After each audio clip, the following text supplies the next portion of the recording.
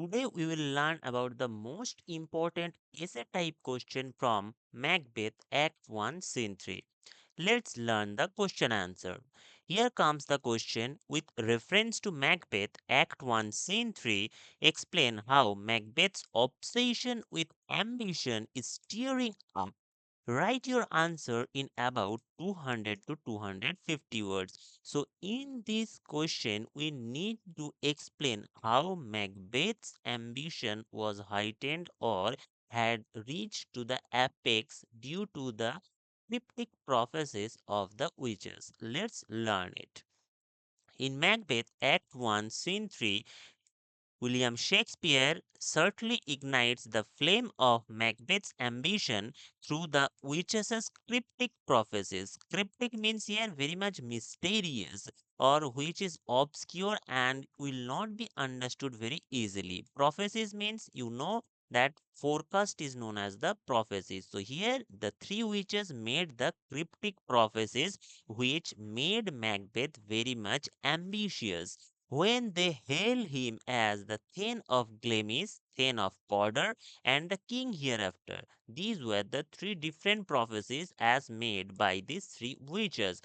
And after that, what is the condition of Macbeth? Macbeth is visibly shaken. That means he was terribly attracted by this cryptic prophecy and yet captivated. But he was also enthralled. That means this prophecy heightened his ambition. This encounter awakens latent desires. That means very strong desires that had until now slumbered. Slumbered means which was lying deep inside Macbeth beneath the surface of his loyalty and valor.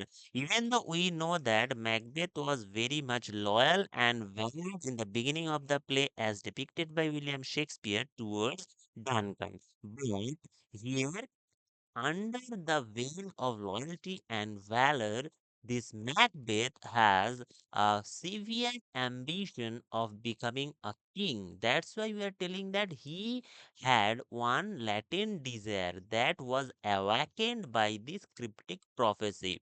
His reaction is not of passive curiosity. That means he reacted in such a way that doesn't seem that he doesn't want it directly or he wants it indirectly. He reacted in such a way doesn't mean that he wanted it indirectly. Rather, he had one direct desire to become the king, but of internal conflict. But he was suffering from the conflict. That means inside his mind or heart, there was a conflict, a hurdle was going on, which says, "Stay, you imperfect speakers, tell me more." The urgency with which he demands clarification suggests a mind already entertaining the seductive allure of power. That means here this enticement for the power as it was aroused by the witches' prophecies. Here Macbeth said the witches or the imperfect speakers. Why imperfect speakers? Because they are the supernatural spirits. So Macbeth called them the imperfect speakers and he wished to know more. Thus, he wished to explain or depict his desire to become the future king, and that's why he wanted to do something more. How he is going to become the future king, this thing he wished to know. Afterwards, we can say as Banquo, that means his friend Banquo, cautious cautions against trusting agents of darkness. Who are these trusting agents of darkness? These witches are called as the trusting agents of darkness by Banquo. And what did he say? Banquo told Macbeth that sinks deeper into the contemplation. So here Banquo found that Macbeth was completely drowning deep into contemplation. That means thought. So Banquo found that after hearing these cryptic prophecies or the cryptic prophecies of these agents of darkness or the witches, Macbeth was engrossed into deep thoughts.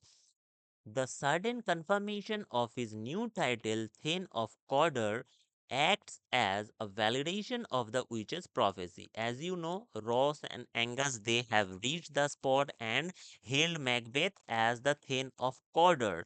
So Macbeth was quite surprised, and when the Thane of Cawdor was actualized with Ross's speech, then Macbeth was very much sure that the remaining two prophecies will definitely be coming true in near future. That's why it compelled him to consider the crown not as a fantasy. That's why he thought that the thing of becoming king, or the next prophecy which will finalize him as a future king, will not become a mere point of imagination but as a tangible destiny. That means the thing that he can actualize in near future.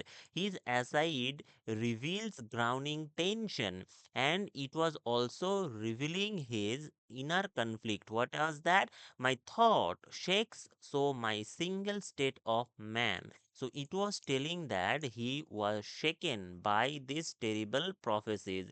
This line captures his psychological disorientation, torn between moral restraint and swelling ambition. You know that he was also a loyal servant of the king, or we can say, so to say, he was a loyal commander of the King Duncan. So there was a moral conflict between the choice of loyalty or betrayal, as his ambition was swelling up constantly.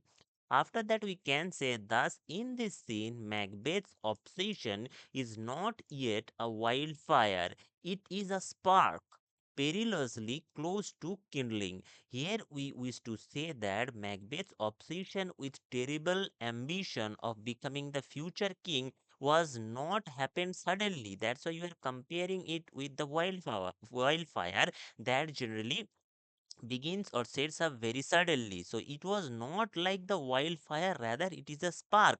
R- Rather, it is showcasing his ambition, which is coming out very vividly and perilously close to kindling, which is dangerously very much close or akin to the ignition. The witches do not instill ambition in him. It was not the witches only who have instilled or ignited the power of ambition within him, rather, they merely unlocked it. So they were just like the tools who have unlocked his power of ambition or his excessive obsession of ambition, and once awakened, it begins its insidious ascent. Insidious means very much dangerous, or we can say insidious is related to the thing which will definitely be proceeding in a gradual or subtle way, but with harmful effects. It can also be said insidious is related to the traitorous. So we can say that here in this Act 1, Scene 3, Macbeth was actually gradually proceeding towards the betrayal against the king. So, thus, we can say that in this Act 1, Scene 3, Macbeth was actualizing his obsession with ambition. Dear students, I hope you have understood the question answer very well.